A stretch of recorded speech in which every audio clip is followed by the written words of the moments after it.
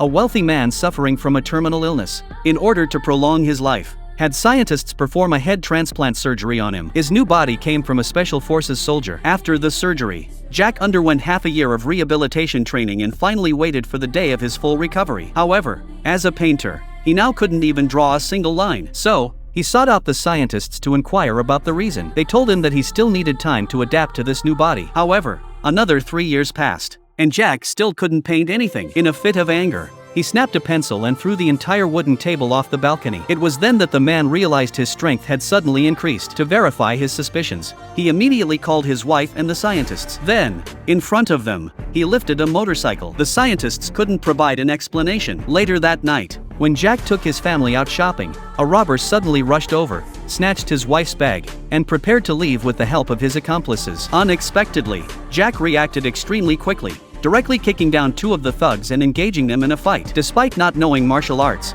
Jack managed to defeat all the thugs. Even he found it unbelievable. However, he still suffered some minor injuries. Afterwards, the family went to the hospital to treat his wounds. Although Jack had never been there before, some inexplicable images kept flashing through his mind. The female doctor who stitched his wounds seemed very familiar, as if he had seen her somewhere before. So, he quickly sought out the scientists. They explained this phenomenon as cellular memory, likely caused by the fusion of his cells with the Special Forces soldiers' cells during the surgery. This was also the reason why Jack had become so powerful. The memories he experienced at the hospital were probably left behind by the Special Forces soldier before his death. After hearing the scientists' explanation, Jack slowly accepted the reality of his situation.